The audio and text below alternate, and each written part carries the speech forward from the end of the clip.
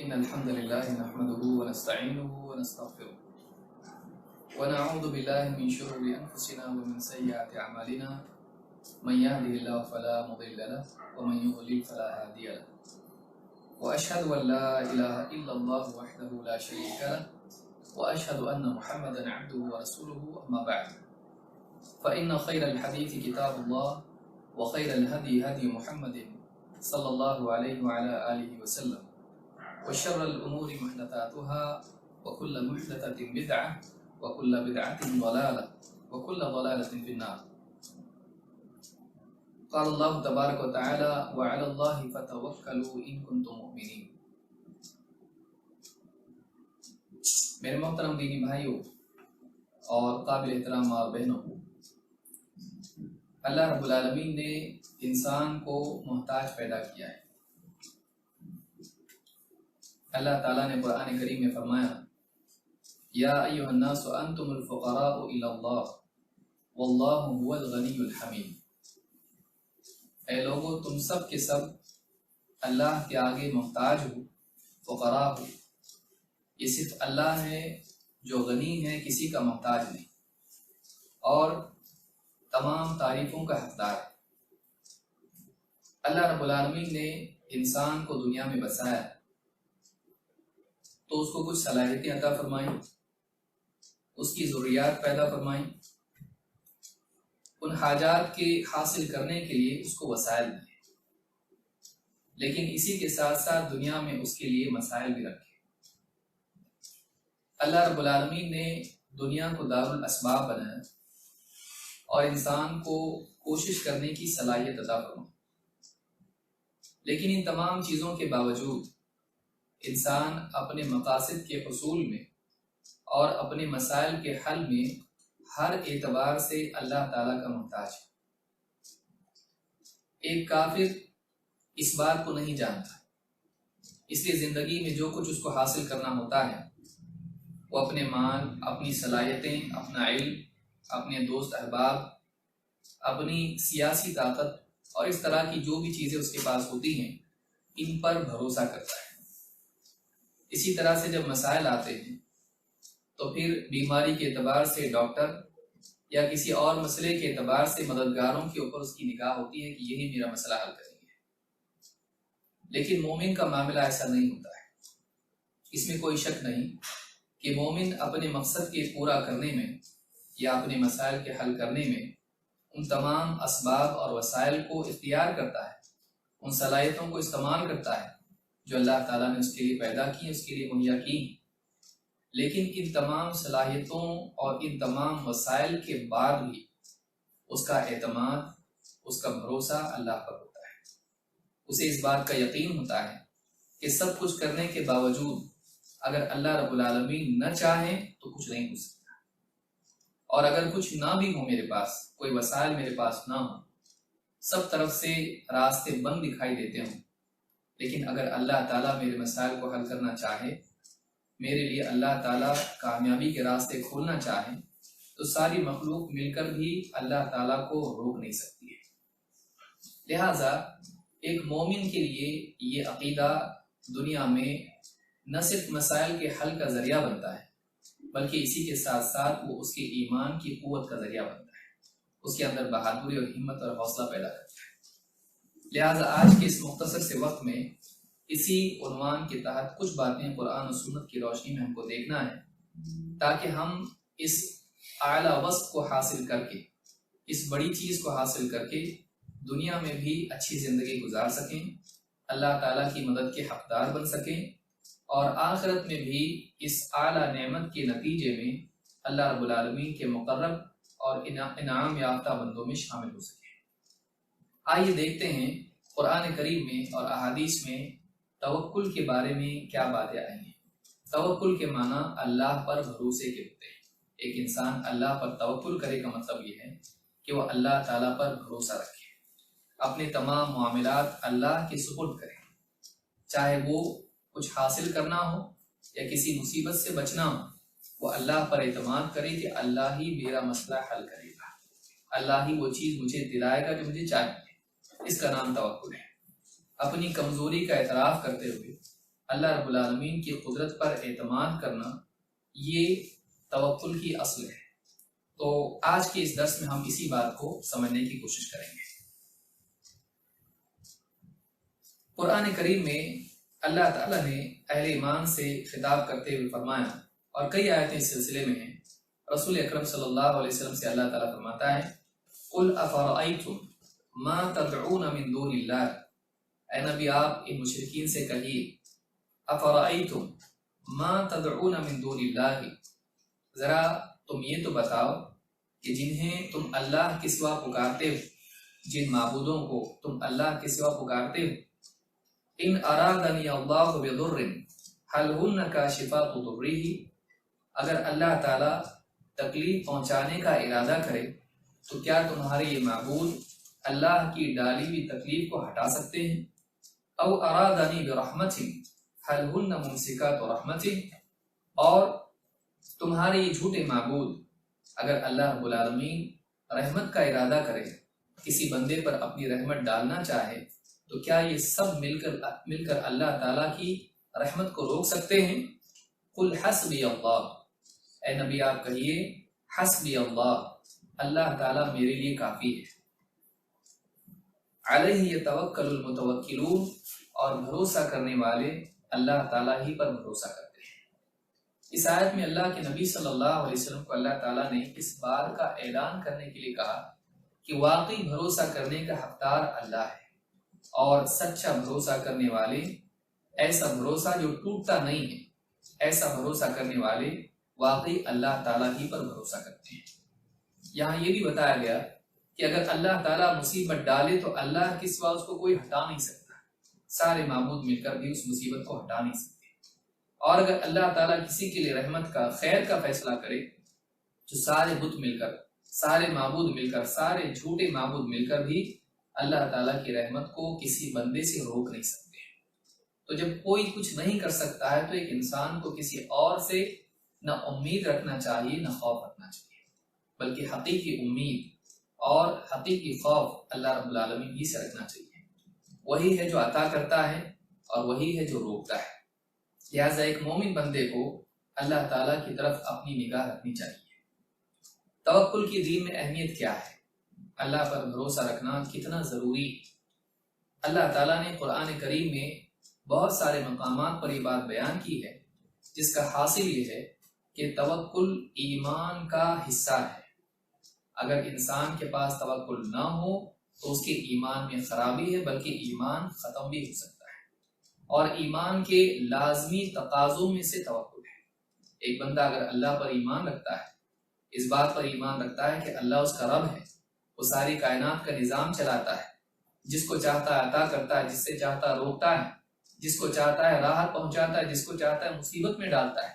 اللہ کا فیصلہ پوری کائنات میں چلتا ہے، اللہ کے سوا نہ کوئی نفع پہنچا سکتا ہے نہ کوئی نقصان۔ اگر کوئی آدمی عقیدہ رکھتا ہے تو اس کا لازمی نتیجہ یہ ہے کہ اس کو زندگی کے تمام مسائل میں اللہ تعالیٰ کی طرف متوجہ رہنا چاہیے۔ یہ ایمان کا تقاضا ہے۔ ہو نہیں سکتا کہ یہ تمام عقائد ایک بندے کے دل میں ہوں اور اللہ پر بھروسہ نہ کرے، یہ ہو نہیں سکتا ہے۔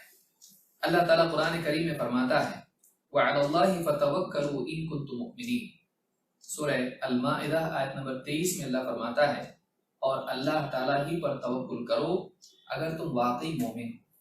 اگر تم مومن ہو تو تمہیں اللہ تعالیٰ ہی پر توکل کرنا چاہیے۔ اگر تمہارا ایمان واقعی سچا ہے، پکا ہے، پختہ ہے، اس میں کوئی نقص اور کمی نہیں ہے، اگر واقعی تمہارا ایمان صحیح ہے تو تمہیں اللہ تعالیٰ ہی پر بھروسہ کرنا چاہیے، تم اللہ ہی پر بھروسہ کرو۔ اسی طرح سے اللہ تعالیٰ نے فرمایا اللہ لا الہ الا ہو، اللہ اس کے سوا کوئی اور نہیں جو عبادت کے لائق ہو۔ اللہ لا الہ الا ہو وعلی اللہ فلیتوکل المؤمنون، ایمان والوں کو چاہیے کہ وہ اللہ تعالیٰ ہی پر توکل کریں۔ وعلی اللہ فلیتوکل المؤمنون، بس پھر اللہ ہی پر ایمان والوں کو توکل کرنا چاہیے، اللہ ہی پر بھروسہ رکھنا چاہیے۔ یہ سورہ التغابن کی آیت نمبر 13 ہے۔ ان دو آیتوں سے بات معلوم ہوئی کہ ایمان والوں سے اللہ کا مطالبہ یہ ہے کہ اپنی زندگی کے تمام معاملات میں وہ اللہ تعالیٰ پر بھروسہ رکھیں، چاہے اچھے حالات کے چاہنے کے اعتبار سے ہو یا برے حالات کے جانے کے اعتبار سے انسان خیر چاہتا ہو یا شر سے نجات چاہتا ہو، اسے چاہیے کہ وہ اللہ تعالیٰ ہی سے اس بات کا یقین رکھے، اللہ ہی پر بھروسہ رکھے۔ آپ دیکھیں گے کہ سارے نبی اللہ تعالیٰ پر توکل کرتے تھے۔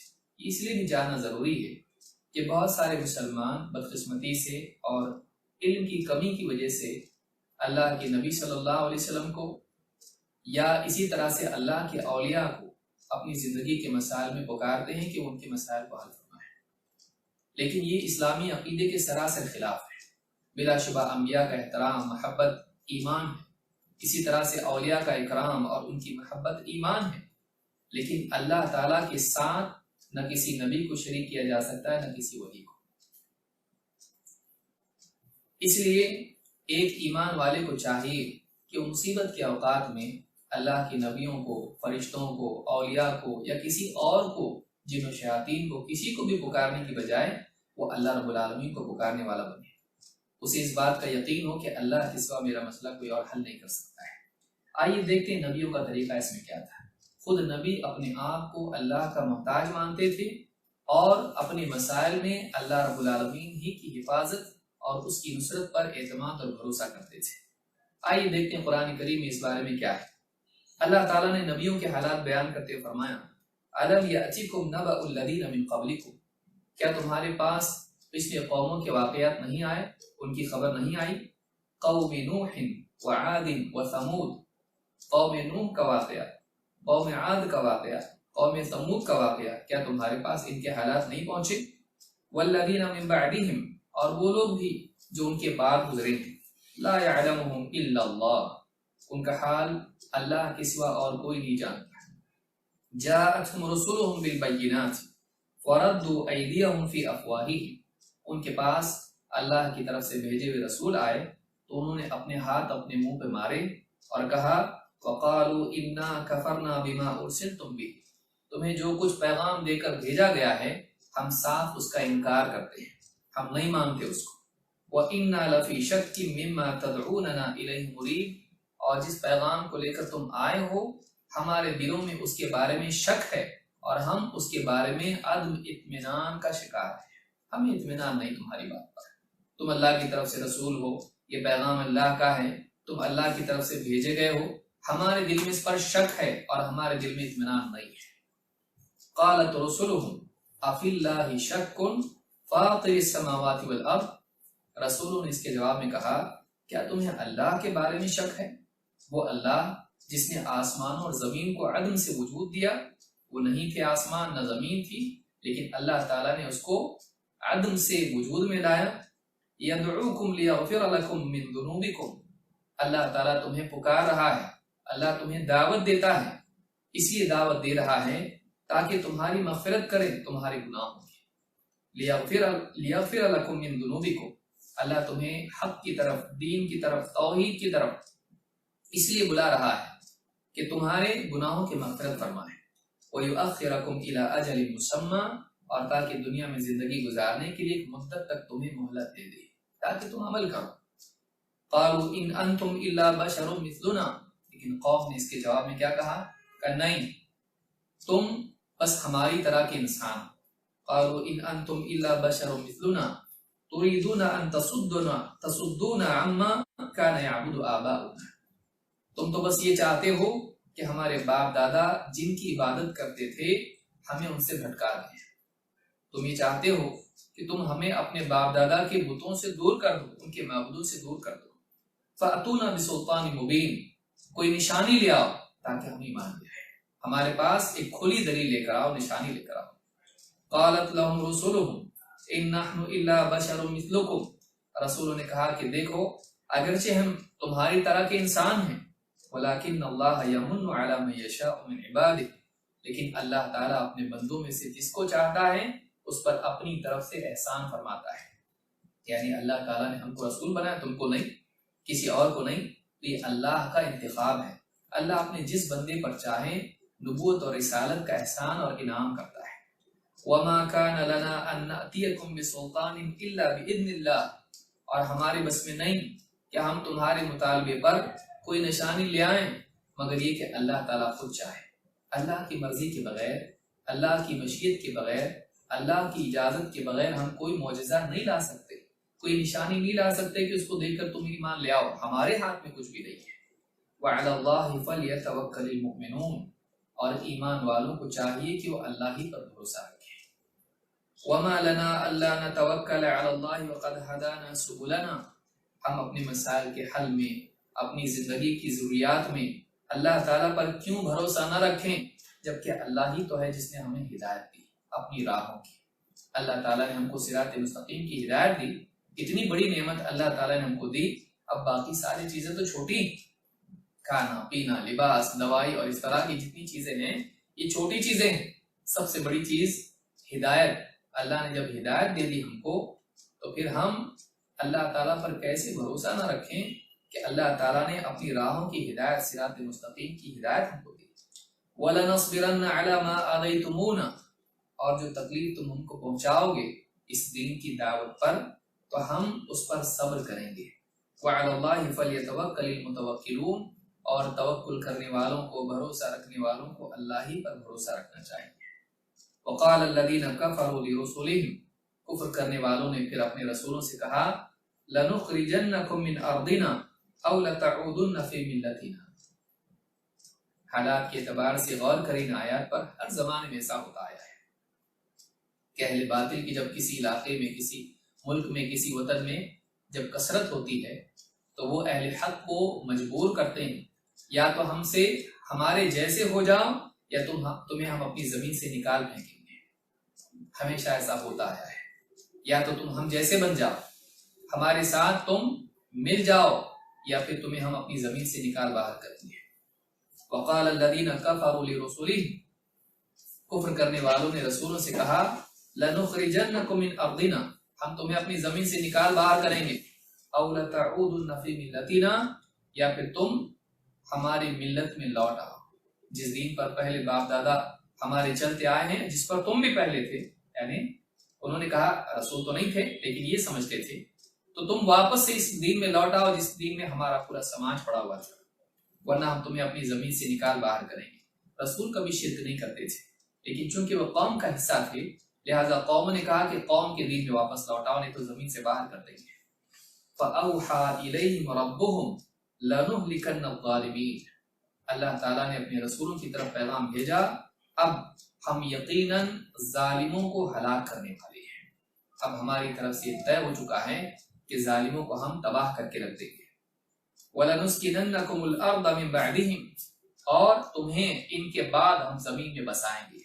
ذَلِكَ لِمَنْ خَافَ مَقَامِي وَخَافَ وَعِيدِ، اور یہ پیغام اس کے لیے ہے، یہ عبرت اس کے لیے ہے جو ہمارے سامنے کھڑے ہونے سے قیامت کے دن ڈرتا رہا اور قیامت کے دن کی وعید سے ڈرتا رہا۔ یہ سورہ ابراہیم میں آیت نمبر 9 سے لے کے 14 تک ہے۔ اللہ تعالیٰ نے ان قوموں کو تباہ کر دیا جنہوں نے رسول کی بات نہیں مانی۔ قوم کہہ رہی تھی کہ تم یا تو ہمارے دین کو مان لو یا ہم تم کو زمین سے نکال دیں گے۔ اللہ تعالیٰ نے ان کو زمین سے نہیں، دنیا سے نکال دیا۔ رسولوں نے بھروسہ کس پر کیا؟ کسی فوج پر، کسی طاقت پر، اپنی صلاحیت پر نہیں۔ قوم کی دشمنی کے باوجود انہوں نے اللہ کے دین کی دعوت دی اور بھروسہ اللہ پر رکھا۔ بعض اوقات سیاسی حالات بگڑتے ہیں، لوگوں کو ڈر ہوتا ہے، اہل ایمان ڈرتے ہیں، معلوم نہیں کل حالات کیا کروٹ لیں۔ حکومتیں ایک کے بعد ایک بدلتی رہتی ہیں، کبھی اچھی حکومت آتی ہے، کبھی ظالم حکومت آتی ہے، کبھی حالات برے سے برے ہوتے چلے جاتے ہیں۔ دل میں ڈر ہوتا ہے کہ معلوم نہیں کل کیا ہو، مستقبل کے صفحات میں کیا ہوگا نہیں معلوم۔ لیکن ایسے حالات میں مسلمان کو ہمت نہیں کھونا چاہیے۔ اچھے برے حالات زندگی میں آتے رہتے ہیں، اہل ایمان کا اپنی ذمہ داری پر اس کی نگاہ ہوتی ہے، اہل ایمان کی، کہ ہم کو کام کیا کرنا ہے، لوگوں تک اللہ کے پیغام کو پہنچانا ہے، اور دوسرے یہ کہ پھر اس کے نتیجے میں مصیبتیں آئیں گی تو ان مصیبتوں میں اللہ تعالیٰ ہماری مدد کرے گا، حفاظت کرے گا، اور اللہ کی بجائے ہمیں کسی اور کی ضرورت نہیں۔ اگر اللہ تعالیٰ حفاظت کرنے پر آئے اس کے بعد کسی اور کی حفاظت کی ضرورت نہیں، اللہ اگر مدد کرنے پر آئے اس کے بعد کسی اور کی مدد کے ہم محتاج نہیں۔ یہ رسولوں کا طریقہ ہمیشہ سے رہا ہے، اور رسولوں کی مخالفت کرنے والے اللہ رب العالمین نے انہیں زمین سے پاک کر دیا، زمین سے صاف کر دیا۔ رسولوں کے پاس کچھ نہیں تھا، ان کے پاس اللہ تھا، اور ان کے بالمقابل دوسروں کے پاس سب کچھ تھا لیکن ان کے پاس اللہ نہیں تھا۔ لہٰذا اللہ رب العالمین کی حفاظت سے بڑھ کے کسی کی حفاظت نہیں ہو سکتی ہے۔ آپ خود رسول اکرم صلی اللہ علیہ وسلم کا واقعہ دیکھیں، آپ صلی اللہ علیہ وسلم چھپتے چھپاتے ابوبکر صدیق رضی اللہ عنہ کے ساتھ ہجرت کے سفر میں نکلے، غار ثور میں جا کر پناہ لی، وہاں چھپے ہوئے مشرکین ڈھونڈتے ڈھونڈتے ڈھونڈتے وہاں تک آ پہنچے، غار کے دہانے تک آ کر کھڑے ہو گئے، یہاں تک کہ ان کے پاؤں حضرت ابوبکر صدیق رضی اللہ عنہ کو دکھائی دے رہے تھے۔ ابوبکر صدیق رضی اللہ عنہ خود فرماتے ہیں، قال كنت مع النبی صلی اللہ علیہ وسلم فی الغار، میں اللہ کے رسول صلی اللہ علیہ وسلم کے ساتھ غار ثور میں تھا، فرفعت رأسی فاذا انا باقدام القوم، میں نے سر اٹھا کر دیکھا تو قوم کے قدم مجھے دکھائی دینے لگے، مشرکین آ کے کھڑے ہوئے ہیں، ان کے پاؤں دکھائی دینے لگے۔ فقلت یا نبی اللہ لو ان بعضهم طأطأ بصره رآنا، میں نے کہا اللہ کے نبی صلی اللہ علیہ وسلم اگر ان میں سے ایک آدمی بھی جھک کے نیچے دیکھ لے تو ہم دونوں دکھائی دیں گے، پکڑے گئے ہم لوگ، اگر ذرا سا جھک کے کوئی دیکھ لے تو ہم کو دیکھ لے گا۔ قال اسقط یا ابا بکر اثنان اللہ ثالثہما، آپ نے کہا اے ابو بکر چپ ہو جاؤ، خاموش رہو، آواز مت کرو۔ اسقط یا ابا بکر، ان دو کے بارے میں تمہارا کیا کہنا ہے جن کا تیسرا اللہ، یعنی ہم دو اکیلے نہیں ہیں، ان کے مقابلے میں تم کیا سمجھتے ہو، ہم دو ہی ہیں، ہمارا تیسرا اللہ ہے، ہم دو اکیلے نہیں ہیں۔ جب اللہ ہمارے ساتھ ہے تو ہمارے لیے کوئی تباہی کا پیغام لے کر نہیں آ سکتا ہے، جب اللہ ہماری حفاظت پر ہے تو ہم کو کوئی ہلاک نہیں کر سکتا ہے۔ اس حدیث کو امام البخاری اور مسلم دونوں نے روایت کیا ہے۔ اس سے معلوم ہوتا ہے کہ نبی کریم صلی اللہ علیہ وسلم کا بھروسہ بھی اللہ پر تھا۔ ایسے مشکل وقت میں بھی آپ جھجکے نہیں، آپ خوف زدہ نہیں ہوئے، بلکہ آپ نے اس یقین کو ابوبکر صدیق رضی اللہ عنہ کے دل میں پیدا کرنے کی کوشش کی۔ آپ نے کہا تم خاموش رہو، اسباب تو اختیار کرنے چاہیے، یہ نہیں کہ شور شرابہ کریں اور کچھ نہیں ہوتا، نہیں، یہ بھی نادانی ہے۔ اس کو یاد رکھیے، حدیث بہت عمدہ ہے، اس میں یہ بتایا جا رہا ہے چپ ہو، یہ نہیں کہا کہ شور مچاؤ کچھ نہیں ہوگا۔ انسان کو احتیاط بھی کرنا چاہیے، یہ نہیں کہ برے حالات میں مسلمان اپنی طرف سے کچھ بھی بیوقوفی کریں اور اس کے بعد میں کہیں اللہ مالک ہے، اللہ حفاظت کرنے والا ہے۔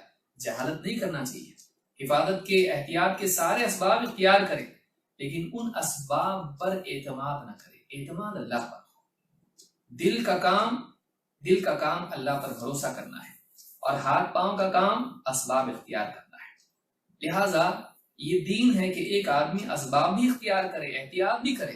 یہ نہیں کہ آدمی دوائی استعمال نہیں کر رہا ہے، کہہ رہا میں بالکل بے احتیاط کہیں بھی چلا جاؤں گا، کچھ بھی کروں گا، آگ میں کود جاؤں گا اور اللہ بچانے والا ہے، بچائے گا، نہیں، یہ جہالت ہے، یہ نبیوں کا طریقہ نہیں ہے۔ نبیوں کا طریقہ یہ کہ آدمی احتیاط کرے، لیکن احتیاط کے بعد اس احتیاط کو اپنا رب نہ بنائے، احتیاط کو رب نہ بنائے، ڈاکٹر کو رب نہ بنائے، دوائی کو رب نہ بنائے، وہ مال و دولت کو رب نہ بنائے، وہ اپنے اسباب کو، اپنی تجارت کو اپنا رب نہ بنائے، وہ رب اللہ ہی کو مانے، لیکن یہ یقین رکھے کہ میری تجارت میں نفع اللہ ڈالے گا، میری دوائی میں شفا اللہ ڈالے گا، میری حفاظت کے اسباب کو اللہ تعالیٰ کامیاب میرے لیے کرے گا، اللہ کرے گا، اور اللہ نہ کرے تو کوئی نہیں کر سکتا ہے۔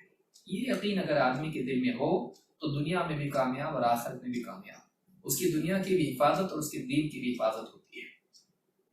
آئیے آگے بڑھتے ہیں۔ کیا توکل کا مطلب یہ ہے کہ ہم اسباب کو اختیار نہ کریں؟ اللہ کے نبی صلی اللہ علیہ وسلم کی ایک حدیث مزید اس بات کو اور بھی زیادہ واضح کرتی ہے۔ ہمارا دین بڑا پیارا ہے۔ لوگوں کی دو قسمیں ہیں، ایک وہ لوگ ہیں جو اپنے اسباب اور وسائل ہی کو سب کچھ سمجھ لیتے ہیں، جیسے کوئی آدمی کہتا بھائی دنیا میں جان ہے تو جہان ہے، یا اگر میرے پاس پیسہ ہے تو سب کچھ ہے، یا میرے پاس دنیا کی سیاست ہے تو میرے پاس سب کچھ ہے۔ بعض لوگ یہاں تک کہ کفر میں چلے جاتے ہیں، جیسے مثلا کوئی آدمی کہنے لگے کہ اگر ہم نہیں کریں گے، تجارت نہیں کریں گے تو کیا اللہ پھر بھی ہم کو پال سکتا ہے؟ اللہ پھر بھی پال سکتا ہے۔ آدمی بعض اوقات کفریہ کلمات کہتا ہے، لیکن دوسری طرف دوسرے لوگ ہیں، وہ یہ سمجھتے ہیں کہ ہم کچھ بھی نہ کریں اللہ تعالیٰ ہم کو اس کے ذریعے دے گا۔ یہ یقین جھوٹا یقین ہے۔ اللہ دے سکتا ہے، لیکن دے گا اللہ پر اپنی طرف سے فیصلہ ہے۔ اللہ تعالیٰ کسی کو بھی دے سکتا۔ ماں کے پیٹ میں بچہ تھا، نہ کوئی تجارت تھی، نہ کوئی مال تھا، نہ کوئی دکان تھی، نہ کوئی کھیتی باڑی تھی، نہ کچھ بھی تھا، ماں کے پیٹ میں اللہ رب العالمین نے بچے کو رکھ کے پالا ہے۔ اللہ قادر ہے، یہ اللہ تعالیٰ کی قدرت ہے، لیکن اللہ کی سنت کیا ہے؟ اللہ کی سنت یہ ہے کہ بندہ تجارت کرے، دوائی استعمال کرے، اسباب اختیار کرے، وہ سارے اسباب اختیار کرنے کے بعد اللہ تعالیٰ ضرور اس کی مدد کرتا ہے۔ لہٰذا اسلام میں ایک طرف تو یہ ہے کہ ہم اللہ پر بھروسہ رکھیں، اسی کے ساتھ یہ بھی ہے کہ ہم اسباب اختیار کریں۔ اللہ کے نبی صلی اللہ علیہ وسلم کے صحابی انس بن مالک رضی اللہ عنہ فرماتے ہیں قال رجل یا رسول اللہ اعقلها واتوکل او اطلقها واتوکل۔ ایک آدمی اللہ کے نبی صلی اللہ علیہ وسلم کے پاس آیا اور اپنے اونٹ کے بارے میں اس نے پوچھا۔ اس نے کہا اے اللہ کے رسول، میں اپنے اونٹ کو باندھوں اور اللہ پر توکل کروں، اپنے اونٹ کو باندھ کے اللہ پر بھروسہ کروں، یا میں اپنے اونٹ کو کھلا چھوڑ کے اللہ پہ بھروسہ کروں؟ لیکن کتنی پیاری حدیث ہے۔ یعنی وہ آدمی پوچھ رہا ہے کہ جب اونٹ میرا جانا ہوگا تو جائے گا اور رکنا ہوگا تو رکے گا، تو اونٹ کو رسی سے باندھ کے جب تقدیر ہی میں ہو یا اللہ تعالیٰ اگر اس کو حفاظت کرنا ہی چاہے تو پھر کھلا چھوڑ کے بھی وہ رہے گا۔ تو اللہ تعالیٰ پر توکل کرنا صرف کافی ہے یا اسباب بھی اختیار کرنا ہے؟ تو کہا کہ اللہ کے رسول، میں اپنے اونٹ کو باندھ کے اللہ پہ بھروسہ رکھوں یا اونٹ کو کھلا چھوڑ کر؟ اللہ کے نبی صلی اللہ علیہ وسلم نے فرمایا اعقلها وتوکل، اپنے اونٹ کو اچھی طرح باندھ اور اللہ پر بھروسہ بھی رکھ۔ اس سے بہت بڑی بات معلوم ہوتی ہے، جس کو یہ حدیث ترمذی کی ہے اور حسن درجے کی ہے۔ اس حدیث سے بات معلوم ہوتی ہے کہ اللہ کے نبی صلی اللہ علیہ وسلم نے اس شخص کو دو حکم دیے۔ ایک حکم تو یہ دیا کہ اونٹ کو باندھ، اور دوسرا حکم دیا اللہ پر بھروسہ رکھ۔ باندھنے کا حکم دل کو نہیں، ہاتھ کو ہے، اور بھروسہ رکھنے کا حکم دل کو ہے۔ ہاتھ اپنا کام کریں، دل اپنا کام کریں۔ ہاتھ اسباب اختیار کریں، رسی اٹھائیں، اونٹ کو باندھے، اور دل اپنا کام کرے، اللہ تعالیٰ پر بھروسہ رکھے۔ بعض اوقات ہاتھ والا کام انسان کرتا ہے، دل والا نہیں، اور بعض اوقات دل والا کرتا ہے، ہاتھ والا نہیں۔ دونوں کو جمع کرنا دین ہے، دونوں کو جمع کرنا دین۔ اسی لیے بعض لوگ کہتے ہیں کہ کام دھندے کی کیا ضرورت ہے، رزق دینے والا اللہ تعالیٰ ہے، چاہے گا دے گا، چاہے نہیں دے گا، اور ہمارا بھروسہ اللہ دے گا، تو ہم اللہ سے امید رکھتے ہیں اور کام کاج سب کچھ چھوڑ کے بیٹھ جاتے ہیں۔ یہ جاہل ہے، یہ جاہل ہے۔ یہ ایسے ہی جیسے ایک انسان اولاد کی امید رکھے اور شادی نہ کرے۔ اس کو چاہیے کہ وہ نکاح کرے، تبھی تو جا کے اولاد کا سبب پیدا ہو سکتا ہے۔ مولوی صاحب کے پاس جا کے کہے مولوی صاحب دعا کیجیے میرے لیے، اور مجھے اولاد نہیں ہو رہی ہے۔ مولوی صاحب بار بار دعا کر رہے ہیں، دعا کر رہے ہیں، دعا کر رہے ہیں۔ ایک دل میں خیال آیا، پوچھ تو لیں، پوچھا کہ بھائی تمہارا نکاح بھی ہوا ہے کہ نہیں ہوا ہے؟ کہا نکاح ہی نہیں ہوا ہے۔ تو مولوی صاحب کہیں گے بھائی پہلے نکاح کرو، اس کے بعد آ کے دعا کے لیے کہو۔ اللہ پر بھروسہ کرنا، دعا کرنا، یہ اپنی جگہ ہے، لیکن جو اسباب نبیوں نے بھی اختیار کیے ہیں ان کو اختیار کرنا ضروری ہے۔ یہ جہالت ہے کہ انسان اسباب کا انکار کرے اور پھر اللہ رب العالمین پر توکل کرے، یہ بھی صحیح نہیں ہے۔ اسباب کو اختیار کرنا بھی ضروری ہے اور اللہ پر توکل کرنا بھی ضروری ہے۔ یہ اور بات ہے کہ اللہ تعالیٰ ان اسباب کا، ان وسائل کا، ان چیزوں کا محتاج نہیں ہے، ان کے بغیر بھی کر سکتا ہے، ان کے بغیر بھی اللہ تعالیٰ کر سکتا ہے۔ جب کعبہ کو بچانے کے لیے کوئی نہیں تھا، نہ کوئی فوج تھی، نہ صحابہ تھے، نہ کوئی اور تھا، اللہ رب العالمین نے ابابیل کے ذریعے سے اپنے گھر کی حفاظت کی۔ اللہ تعالیٰ نے اپنی طرف سے پرندے بھیجے اور اللہ تعالیٰ نے حفاظت کی۔ ابراہیم علیہ السلام کو بادشاہ نے آگ میں ڈال دیا، کوئی بچانے والا، کوئی مدد کرنے والا نہیں تھا۔ اللہ رب العالمین نے آگ ہی کو حکم دیا۔ اللہ نے فرمایا قلنا یا نار کونی بردا وسلاما علی ابراہیم۔ اللہ تعالیٰ نے آگ ہی کو حکم دیا کہ اے آگ تو ابراہیم کے لیے ٹھنڈک اور سلامتی بن جائے۔ اللہ تعالیٰ وہ ہے، اللہ کسی کا محتاج نہیں، کسی کی مدد کا محتاج نہیں۔ لہٰذا اس حدیث سے بات معلوم ہوئی کہ اسباب کو اختیار کرنا ضروری ہے۔ ابن عباس رضی اللہ عنہ فرماتے ہیں کان اہل الیمن یحجون ویتزودون، یمن کے لوگ حج کرتے ولا یتزودون، لیکن اپنے ساتھ توشہ سفر میں نہیں لے جاتے۔ حج کے لیے اس زمانے میں یہاں پلین کی طرح تو سفر نہیں تھا کہ راستے میں بہت سارے مال مل جائیں گے، جو چاہے کھانا ہے کھاؤ، جو ہے ایئرپورٹ پہ سب کچھ مل جائے، نہیں تھا ایسا۔ آدمی کو کئی دنوں کا سفر بلکہ مہینوں کا سفر کرنا پڑتا تھا ریگستان میں۔ تو کہا کہ وہ لوگ حج کرتے تھے یمن والے، لیکن اپنے ساتھ زاد راہ توشہ نہیں لے جاتے ہیں۔ وَيَقُولُونَ نَحْنُ الْمُتَوَكِّلُونَ، اور بڑے ڈٹ کر کہتے ہیں ہم اللہ پہ بھروسہ رکھتے ہیں، ہمارا بھروسہ اللہ پہ، اس لیے ہم اب ساتھ میں کوئی توشہ نہیں لے جا رہے، لیکن کہتے ہیں فَإِذَا قَدِمُوا مَكَّةَ سَأَلُوا النَّاسَ، لیکن جب مکہ پہنچتے تو سب کچھ ختم ہو جاتا، سارا جو بھی ساتھ میں ہوتا ہے، جو بھی پیسے جو بھی ان کے پاس تھا ختم ہو جاتے، تو کیا کرتے؟ لوگوں سے بھیک مانگنا شروع کرتے۔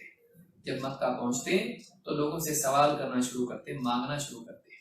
فَأَنزَلَ اللَّهُ تَعَالَى وَتَزَوَّدُوا فَإِنَّ خَيْرَ الزَّادِ التَّقْوَى، اللہ تعالیٰ نے فرمایا تم زاد راہ اختیار کرو، توشہ ساتھ میں سفر میں لے لیا کرو، وَتَزَوَّدُوا فَإِنَّ خَيْرَ الزَّادِ التَّقْوَى، تو بہترین توشہ تقویٰ ہے، یعنی اپنے ساتھ کھانے پینے کی چیزیں، ضرورت کی چیزیں لے لیا کرو سفر میں، حج کے سفر میں، اور بہترین چیز جو ساتھ میں توشے کے طور پر لینے کی ہے، جو سب سے زیادہ ضرورت جس کی پڑنے والی، وہ کیا ہے؟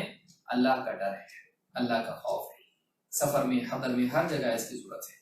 تو یہ بخاری کی حدیث ہے جس میں بتایا گیا کہ یہ طریقہ صحیح نہیں کہ ایک انسان اپنے ساتھ توشہ نہ لے اور کہے کہ ہم اللہ پہ بھروسہ کرتے ہیں، پھر بعد میں محتاج ہو جائے اور پھر بھیک مانگنے کی نوبت آ جائے، یہ صحیح نہیں ہے، بلکہ انسان کو چاہیے کہ وہ محنت کرے، کوشش کرے، اور اس کے بعد بھی اگر اسباب نہ ہو تو پھر اور بات ہے کہ آدمی دوسروں کے آگے ہاتھ پھیلائے۔ آئیے دیکھتے ہیں توکل کے فوائد کیا ہیں۔ سب سے پہلی چیز تو یہ کہ جب آدمی اللہ پہ بھروسہ رکھتا ہے تو وہ طاقتور بن جاتا ہے، اس کے اندر ہمت پیدا ہو جاتی ہے۔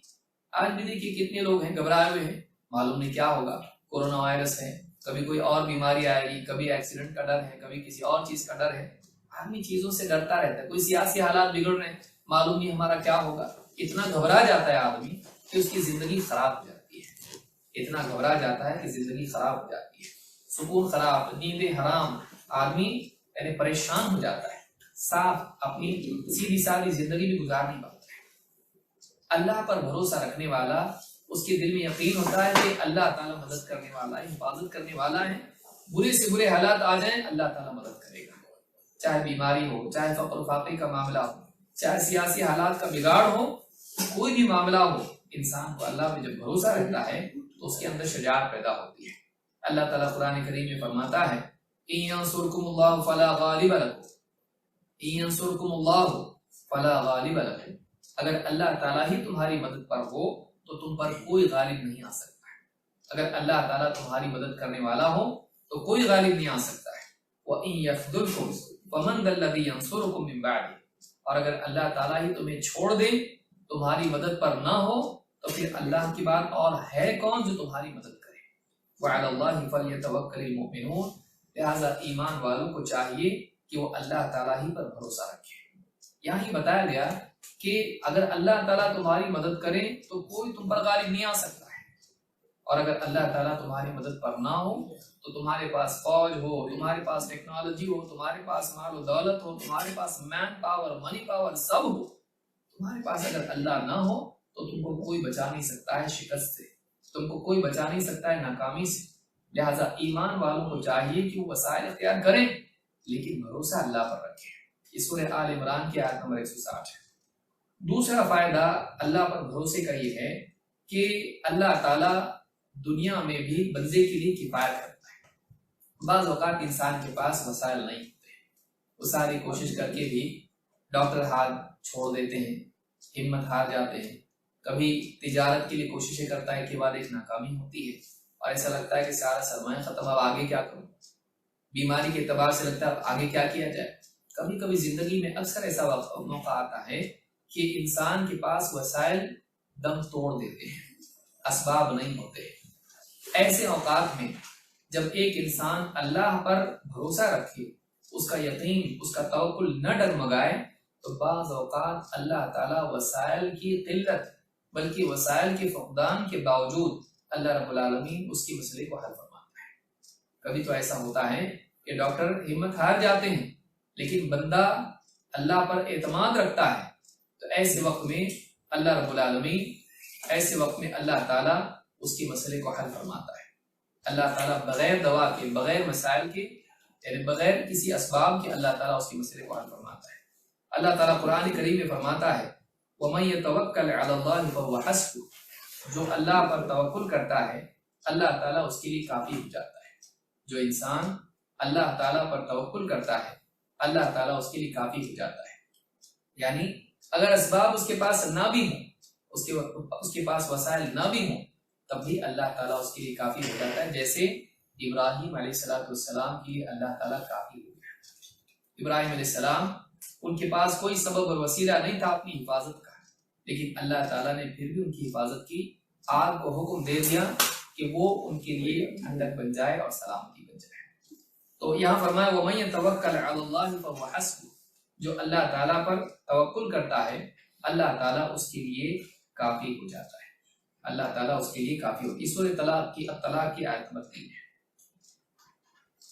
ابن قیم رحمۃ اللہ علیہ فرماتے ہیں فَلَوْ تَوَكَّلَ الْعَبْدُ عَلَى اللَّهِ وَلَوْ تَوَكَّلَ الْعَبْدُ عَلَى اللَّهِ تَعَالَى حَقَّ تَوَكُّلِهِ، ایک بندہ اگر اللہ تعالیٰ پر ویسا توکل کرے جیسا کہ اللہ پر بھروسہ کرنے کا حق ہے، جیسا اللہ پہ بھروسہ کرنا چاہیے، وَكَادَتُ السَّمَاوَاتُ وَالْأَرْضُ وَمَنْ فِيهِنَّ، اور ساتوں آسمان اور زمین اور ان میں جو مخلوقات ہیں سب کے سب مل کر اس بندے کے خلاف چال بازیاں کریں، اس کے خلاف چال بازی کریں، لَجَعَلَ لَهُ مَخْرَجًا مِنْ ذَلِكَ وَكَفَاهُ وَنَصَرَهُ، اللہ تعالیٰ اکیلا اس کے لیے اس مصیبت میں سے نکلنے کا راستہ پیدا کرے گا اور اس کے لیے کافی ہو جائے گا اور اس کی نصرت کرے گا، اس کی مدد کرے گا۔ تو یہ بدائع الفوائد میں ابن قیم نے بات کی، یعنی ساری مخلوق مل کر اگر ہلاک کرنا چاہیں اور اللہ اگر بچانا چاہیں تو اللہ رب العالمین بچا کر رہے گا اور سب ناکام ہو جائیں گے اور اللہ کے مقابلے میں کوئی کامیاب ہو نہیں سکتا ہے۔ تو یہ بات یاد رکھنی چاہیے کہ اللہ تعالیٰ وسائل کا بدل ہے لیکن اللہ کا وسائل بدل نہیں ہے۔ اگر اللہ کے سوا کوئی نہیں بندے کا، اگر وہ اللہ ہی پر بھروسہ رکھے اور کچھ بھی اس کے پاس نہیں تب بھی اللہ اس کے لیے کافی ہو سکتا ہے، لیکن سب کچھ ہے لیکن اللہ اس کے ساتھ اگر نہیں ہے تو سب کچھ ہو کر بھی بندہ ناکام ہوگا۔ تیسرا فائدہ توکل کا یہ ہے کہ آخرت کی نعمتیں توکل کی بنیاد پر ملتی ہیں۔ اللہ رب العالمین نے آخرت کی نعمتیں، آخرت کی کامیابی ان لوگوں کے لیے مقدر کی ہے جو اللہ رب العالمین ہی پر بھروسہ رکھتے ہیں۔ اللہ تعالیٰ قرآن کریم میں فرماتا ہے فَمَا أُوتِيتُم مِّن شَيْءٍ فَمَتَاعُ الْحَيَاةِ الدُّنْيَا، تمہیں جو کچھ بھی دیا گیا ہے وہ تو بس دنیا کی مال و متاع ہے، دنیا کی پونجی، دنیا کی چیزیں ہیں۔ وَمَا عِندَ اللَّهِ خَيْرٌ وَأَبْقَىٰ، لیکن اللہ کے پاس جو کچھ ہے وہ زیادہ بہتر ہے، زیادہ باقی رہنے والا ہے۔ لیکن یہ کس کے لیے ہے؟ لِلَّذِينَ آمَنُوا وَعَلَىٰ رَبِّهِمْ يَتَوَكَّلُونَ، یہ ان لوگوں کے لیے ہے جو اللہ پر ایمان لائیں اور اللہ ہی پر توکل کریں۔ یعنی یہاں پر آپ دیکھیں اللہ نے کہا دنیا کی جو نعمتیں ہیں، مال، دولت، گھر بار، کھیتی باڑی اور بینک بیلنس اور یہ سب کچھ ہے، یہ دنیا کی پونجی ہے۔ دنیا ابھی فنا ہونے والی، یہ بھی فنا ہونے والا ہے، دنیا بھی چھوٹنے والی، یہ بھی چھوٹنے والا ہے، آخرت باقی رہنے والی ہے۔ تو کہا کہ وما عند اللہ، اللہ کے پاس جو نعمتیں ہیں، اللہ کے پاس جو کچھ ہے، وما عند اللہ خیر وابقا، اللہ کے پاس جو کچھ ہے یہ زیادہ بہتر ہے، زیادہ باقی رہنے والا ہے۔ آخرت کی نعمتوں کی دو بڑی خوبیاں ہیں، ایک یہ کہ وہ زیادہ بہتر ہے دنیا کے مقابلے میں، اور دو وہ زیادہ باقی رہنے والی دنیا کے مقابلے میں، بلکہ کیا وہ ہمیشہ باقی رہنے والی ہے اور یہ فنا ہونے والی ہے۔ لیکن یہ کس کے لیے ہے؟ یہ ان کے لیے ہے لِلَّذِينَ آمَنُوا وَعَلَىٰ رَبِّهِمْ يَتَوَكَّلُونَ، یہ آخرت کی نعمتیں ان کے لیے ہیں جو اللہ پر ایمان رکھیں اور اللہ ہی پر توکل کریں، اللہ ہی پر بھروسہ رکھیں۔ یہ سورہ الشورى کی آیت نمبر 36 ہے۔ اور آخری بات میں ذکر کروں گا، چوتھی چیز کہ توکل ایسی بڑی نعمت ہے کہ یہ ذریعہ ہے، سبب ہے جنت میں بغیر حساب کے داخل ہونے کا۔ آئیے ایک حدیث دیکھتے ہیں جو امام البخاری اور مسلم دونوں نے روایت کی ہے۔ عمران بن حسین رضی اللہ تعالیٰ کہتے ہیں ان رسول اللہ صلی اللہ علیہ وسلم قال يدخل الجنة من امتی 70,000 يدخلون الجنة من امتی 70,000 بغیر حساب، میری امت میں 70,000 لوگ بغیر حساب کے جنت میں داخل ہوں گے۔ میری امت میں سے 70,000 لوگ بغیر حساب کے جنت میں داخل ہوں گے۔ قالوا من هم یا رسول اللہ، صحابہ نے پوچھا اللہ کے رسول وہ کون لوگ ہوں گے؟ وہ کون لوگ ہوں گے جو بغیر حساب کی جنت میں جائیں گے؟ قال هم الذين لا يسترقون ولا يتطيرون ولا يكتبون وعلى ربهم يتوكلون. آپ نے فرمایا یہ وہ لوگ ہیں جو منتر نہیں کرواتے، لا يسترقون ولا يتطيرون، اور جو بدشگونی نہیں کرتے ہیں، شگن برا نہیں لیتے ہیں. جیسے کسی کا بلی راستہ کراس کر جائے وہ کہے کچھ برا کام ہونے والا ہے، کوئی چھین دے جاتے وقت یا اس کا دودھ گر جائے تو کہے کوئی اپشگن ہونے والا ہے، کوئی حادثہ ہونے والا ہے.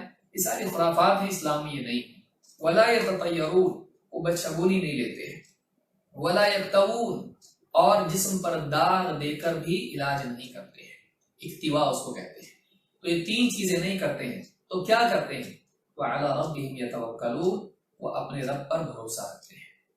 بیماری کے معاملے میں، فقر و فاقے کے معاملے میں، جان و مال کے خطرے کے بارے میں، سیاسی بگاڑ کے حالات کے بگاڑ کے اعتبار سے، ان حالات میں بھی ہر اعتبار سے اللہ تعالیٰ پر بھروسہ رکھتے ہیں.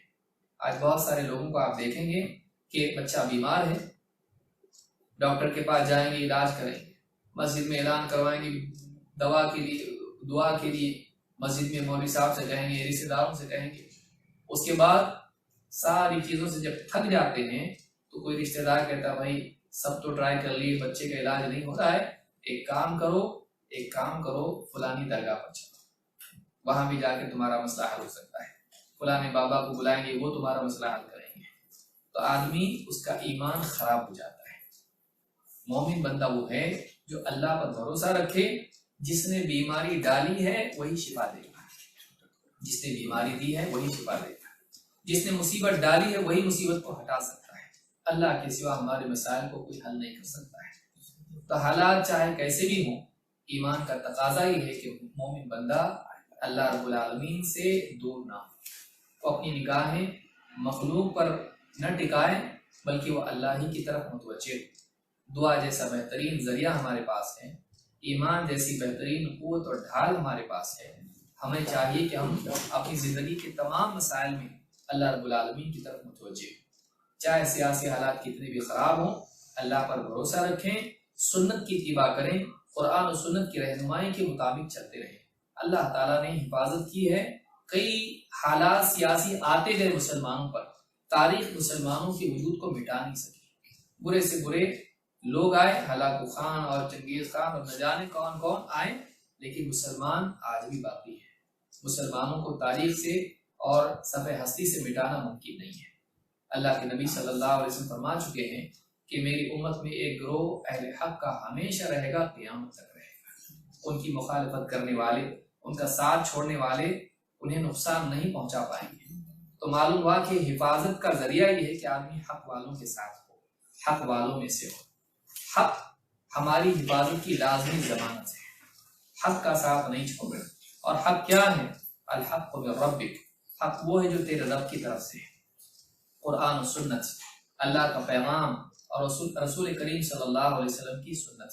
قرآن و سنت کو تھامے رہیں، رسول اکرم صلی اللہ علیہ وسلم کے بتائے ہوئے راستے کو، صراط مستقیم کو تھامے رہیں، اسی پر چلتے رہیں. اہل حق کے ساتھ رہیں، اہل حق کے ساتھ رہیں، سلف کے راستے کو تھامے رہیں، اس راستے پر چلتے رہیں. اگر یہ زندگی میں ہے تو یہی حفاظت کی لازمی ضمانت ہے. ورنہ آدمی غلط راستوں پر نکل جائے، دنیا کے سارے اسباب جمع کر لے، لیکن اللہ رب العالمین اس کے ساتھ نہ ہو، ہلاکت سے اس کو کوئی بچا نہیں سکتا ہے. اللہ رب العالمین سے دعا ہے کہ اللہ تعالی ہم سب کو ایمان کا کمال نصیب فرمائے اور اچھے برے تمام حالات میں اللہ رب العالمین پر بھروسہ کرنے والا بنائے، اور اپنی طاقت کے بقدر اسباب اور وسائل اختیار کرنے والا بنائے، لیکن بھروسہ صرف اور صرف اللہ پر رکھنے والا بنائے. اور اللہ تعالیٰ مسلمانوں کے تمام مسائل کو حل فرمائے، چاہے وہ بیماری کے اعتبار سے ہو، رزق کے اعتبار سے ہو، سیاسی اعتبار سے ہو، یا کسی اور اعتبار سے ہو، انفرادی مسائل ہوں یا اجتماعی مسائل ہوں. اللہ رب العالمین اپنی قدرت سے، اپنی مشیت سے، اپنے فیصلوں سے مسلمانوں کے لیے خیر کے راستے کھولے اور مسلمانوں کی جان مال کی، عزت کی اور معاش کی اور معاد کی حفاظت فرمائے. اقول هذا واستغفر الله لي ولكم.